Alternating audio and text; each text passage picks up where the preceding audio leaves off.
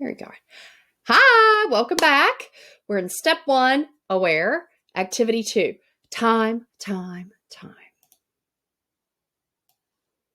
All right, here we go. This is a great one. Short, but there's a lot to it. Okay, first off, make sure you have your resources. The book was sent to you. There's also a download. Make sure you have your worksheets and that you are referring to the checklist. So we'll have everything done by the time we get together in the team meeting. We are on step 2, time. There's one page to read, but there's a big activity. So we'll talk about that next.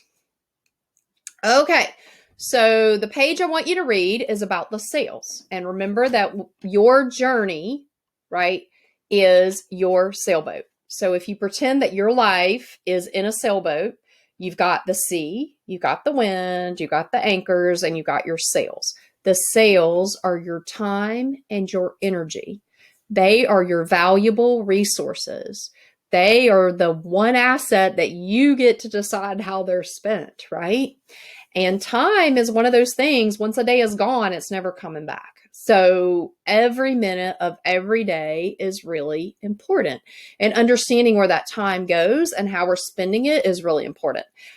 I didn't know that for most of my life. And I would waste hours just staring at things or working all the time and just running my journey into the ground. And I was grounded. I'd hit rocks. I was stressed out, frustrated. I was running through storms with my boat half run down and my sails were tattered. It was kind of a mess. So just understanding where your time is going and how that impacts your energy is super important. So whether we like it or not, we need to start a time tracker. And trust me, I am like number 1 on the list of hating to track my time. I'm a procrastinator. I'd rather have fun. I think it's the most boring thing on the entire planet, but I had to start it to know where my time was going. And I'm learning a lot through the process. And we're going to learn a lot together. Activity 5, you're going to want to know where you're spending your time because we've got a really awesome study that I did based on the U.S. Bureau of Labor Statistics on the average person in the United States. And you're going to learn a lot. We're going to learn a lot about the value of 15 minutes and how 15 minutes can really change your life. But in order for that to be valuable, you got to track your time and the impact on your energy. So I've got 8 categories, and these are predefined because they're based on the U.S. Bureau of Labor Statistics study. And they have studied the entire United States, and they were able to fit everybody into these 8 categories. So we can too. And I've tested it myself, and it's not that hard. Trust me. I prefer for you to keep it by the quarter hour, but don't stress yourself out. If you can only do it by the hour, do it by the hour. I don't want you bogged down. I want you to generally know how you're spending your time because that will help us to be able to change a few little things, not major things, like a few little things are really going to change the direction of your journey so that we can make it aim towards your beautiful life. So these are the 8 activities. I've got a tracker that's in the book, but I also have tons of worksheets if you want to do it manually. I'm also working on a bonus Excel spreadsheet, which will be posted on the website as soon as that's available. You can use that.